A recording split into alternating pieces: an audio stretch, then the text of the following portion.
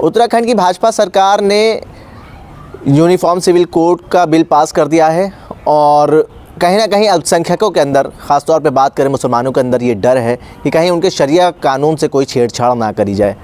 हमारे साथ बात करने के लिए रिटायर्ड जज बीडी नकवी जी मौजूद हैं। सर, स्वागत है आपका। Thank you. देखिए, ऐसा है, ये बात सही है कि बिल पास हुआ है, लेकिन अभी वो एक्ट नहीं बना है, क्योंकि जब तक कि वो गवर्नर के पास जाएगा, उसके बाद प्रेसिडेंट ऑफ इंडिया उसको एक्सेंट देंगे, तब जो उनके एक्सेंट के बाद वो एक्ट होगा और वो तब लागू होगा। अभी उनका एक प्रपोजल है, बिल पास हुआ है, बिल्कुल सही है। अब उसमें टेस्ट होगा कि क्या ये अनकॉन्स्टिट्यूशनल है, क्योंकि यूसीसी जो भी उन्होंने बिल पास किया अपने स्टेट के लिए, वो कॉन्करेंट लिस्ट में सब्जेक्ट है, तो वो जब पूरे भारत पे वो लागू नहीं हो सकता, खाली स्टेट पे लागू हो सकता है। और दूसरा इसका टेस्ट ये होगा कि वो कॉन्स्टिट्यूशनल है या नहीं।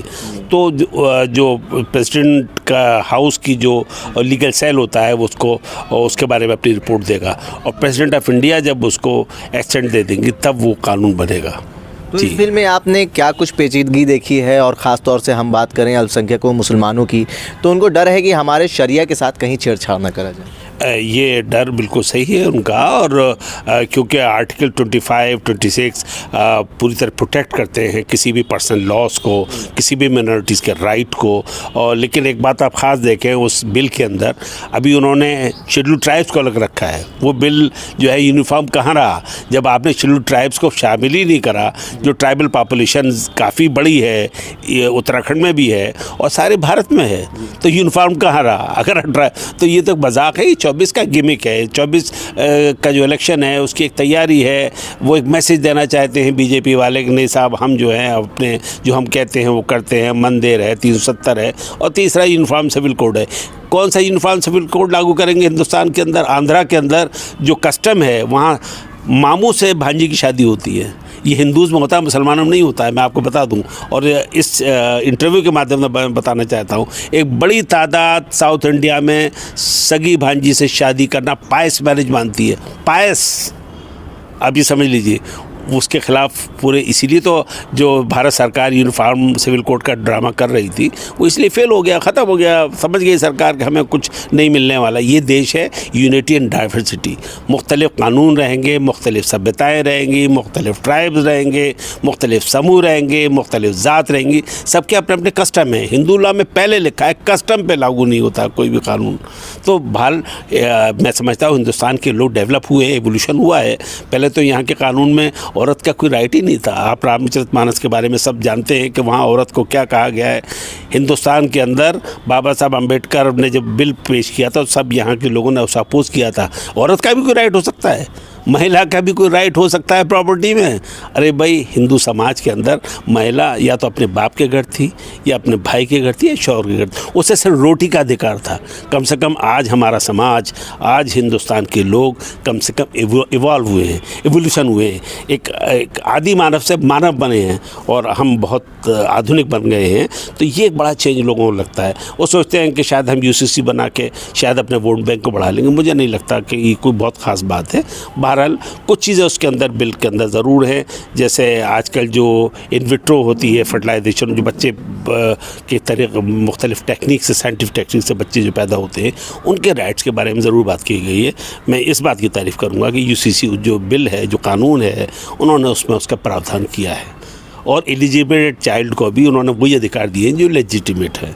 तो ये एक मॉडर्न उसका एस्पेक्ट है। ये तो बात आपने साफ कर दी सर कि 2024 लोकसभा चुनाव करीब है, तो भाजपा उन मुद्दों को सामने लाएगी जो उसने वादा करा है। दूसरी ओर हम बात करें, जो डर मुसलमानों के अंदर है कि कहीं शरिया कानून के साथ कोई छेड़छाड़ ना करी जाए, तो क्या इससे सिर्फ यूसीसी यूनिफॉर्म सिविल कोड से क्या सिर्फ मुसलमानों को ही डरना चाहिए, या जो गैर मज़हबी हैं, दूसरे मज़हब हैं, उनको भी कुछ यूनिफॉर्म सिविल कोड से नुकसान होगा? देखिए, ऐसा है, यूनिफॉर्म सिविल कोड से नुकसान किसी का नहीं होना है। पहले मुस्लिम लॉ में तो औरत के राइट वैसे भी थे, बहन और भाई के बराबर राइट्स है प्रॉपर्टी में। आधी, ये बात सही है, भाई से बहन को आधी प्रॉपर्टी मिलती थी। तो वो यूसीसी जो कानून बनाया है उसके अंदर बहन और भाई बराबर के अधिकार मिल जाएंगे, इतना ज़रूर है। डर की उसमें कोई बात नहीं है।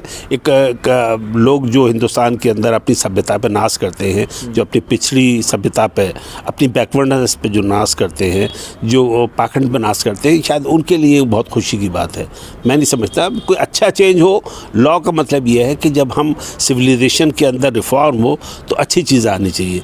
अगर कोई अच्छी चीज़ें आती है तो वेलकम करते हैं, अगर नेगेटिव चीज़ें आती हैं तो हम उसको अपोज करना चाहिए। तो इस लॉ के अंदर सर, इस लॉ के अंदर क्या हिंदू समाज का जो लॉ है उसमें भी कुछ चेंजेस करे गए हैं कि वो बिल्कुल जैसा था वैसा ही रहेगा? देखिए, ऐसा है कि उसके अंदर कोई बहुत बड़ा चेंज नहीं है। एडॉप्शन को नहीं रखा, एडॉप्शन का कोई जिक्र यूसीसी में नहीं है। देखिए, यूसीसी जो है यूनिफॉर्म सिविल कोड, वो कॉन्स्टिट्यूशन के अंदर एक डायरेक्ट प्रिंसिपल है जो जस्टिसेबल नहीं है, जिसको लागू नहीं किया जाएगा, जिसको एक प्लान है, जैसे पॉलिसी होती है कि कंट्री कौन सी पॉलिसी होंगी, उसमें बहुत से डायरेक्टिव प्रिंसिपल्स हैं हमारे यहाँ। It is one of the directive principle. तो अभी तक कभी सुप्रीम कोर्ट ने इसको लागू करने के बारे में नहीं सोचा है, क्योंकि हमारे देखिए ना, हिंदुस्तान के अंदर तमिलनाडु है, अलग सभ्यता, एक अलग सिविलाइजेशन है, केरला का अलग सोच है लोगों की, नॉर्थ ईस्ट बिल्कुल अलग है। इन सबको आप एक कानून है कैसे गवर्न कर सकते हैं? मेरे ख्याल से नहीं कर सकते। और देखिए, यही बात आ गई यूसीसी में, जो उन्होंने उत्तराखंड में है, शेड्यूल ट्राइब को लिए ही नहीं, तो यूनिफॉर्म सिविल कोड तो है ही नहीं। एक ड्रामा कह सकते हैं, कानून बनाया हमने, साहब ये कर दिया, हमने वो कर दिया, उसमें ऐसी कोई ख़ास बात नहीं है, मैं नहीं समझता। और किसी को डर की बात नहीं है। जब भी चैलेंज होगा वो एक्ट, वो ज़ाहिर है इसमें आर्टिकल 25-26 जो गारंटीड है हमारे कॉन्स्टिट्यूशन में, उसके हिसाब से होगा। अगर उसको वायलेट करेगा तो वो एक्ट स्ट्राइक डाउन कर दिया जाएगा ऑनरेबल सुप्रीम कोर्ट से, मैं ये समझता हूँ। सर, एक सवाल और रहेगा, बहुत महत्वपूर्ण सवाल है कि जिस तरीके से भाजपा जो है, भारतीय जनता पार्टी, हिंदूवादी पार्टी मानी जाती है, तो ऐसे में वो बात करती है मथुरा और काशी की, वो बात करती है एनआरसी सीए की, उसी तरह यूनिफॉर्म सिविल कोड की। तो कैसे देखते हैं इन बातों को और क्या समझते हैं आप? देखिए, ऐसा है कि हिंदू एक ऐसा वर्ड है ना जिसके अंदर आप बात करें मुख्तलिफ सेक्ट है, एससी भी है, यहाँ बीसी भी है, हाई कास्ट भी है, यूनिफॉर्म सोसाइटी नहीं है हमारी। तो सबको मैं तो मिसनॉमर है हिंदू कहना। हमको बात करनी चाहिए, हम चिल्ड्रन ट्राइब के बारे में बात करें, हम अपने एससी भाइयों के बारे में बात करें जिन पर सैकड़ों साल तक जुल्म हुआ है सोसाइटी के अंदर। मसला ये है कि बराबरी कैसे हो, समाज के अंदर बराबरी कैसे हो, बराबर मौका कैसे मिले आगे बढ़ने का, ये मेन मुद्दा है। भूखे को रोटी कैसे मिले? रोटी बड़ा सच है, राम बड़ा सच नहीं है, रोटी बड़ा सच है। भूखे आदमी को रोटी चाहिए। और हिंदुस्तान में रोटी का बंटवारा गलत है, पैसे का बंटवारा गलत है। हम चाहेंगे कि ऐसा निज़ाम बने जिसमें सबको बराबर बढ़ने का मौका मिले। सर, हम जनता के बीच में जाते हैं, वो कहते हैं महंगाई भले बढ़ रही हो लेकिन हमारे राम आ गए हैं और हिंदूवादी सरकार है, हमें खुशी है और हम चाहते हैं कि ये कायम रहे। देखिए, ऐसा है कि मंदिर सबसे बड़ा सोर्स ऑफ एक्सप्लॉयटेशन रहा है। एक पर्टिकुलर ज़ात वालों को मंदिर से हमेशा पैसा मिला है, ताकत मिली है, हुकूमत मिली है, तो वो ज़ाहिर है उसके पीछे हैं।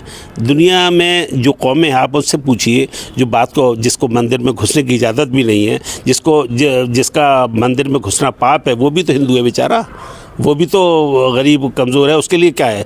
मंदिर में दो ही लोग होते हैं, पुजारी और भिखारी। पुजारी कौन लोग हैं? क्या पुजारी जो राम मंदिर ट्रस्ट में किसी बैकवर्ड भाई को लिया गया? कोई एक मेंबर नहीं है।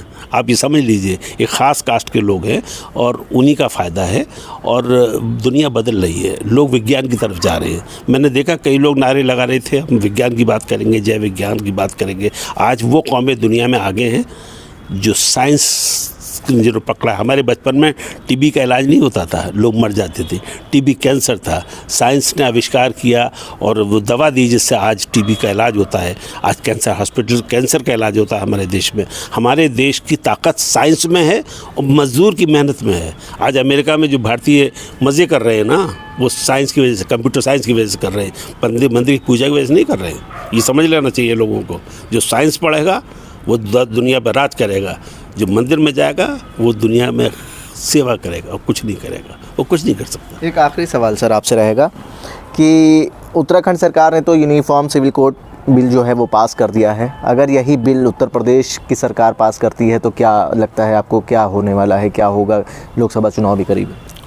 देखिए ऐसा है कि ज़ाहिर है जिन मुद्दों से फ़ायदा हो रहा है जो पार्टी को, जैसा आपने कहा कि हिंदूवादी, हिंदुत्व, ये वो सब चीज़ें, वो सब प्रचार है। आज कॉर्पोरेट वर्ल्ड का कब्ज़ा है पूरी हुकूमत में, आज अडानी अंबानी का कब्ज़ा है। रेल भी वही चलाएंगे, हवाई जहाज़ भी वही उड़ाएंगे, कार भी वही बनाएंगे, सब्जी भी वही बेचेंगे।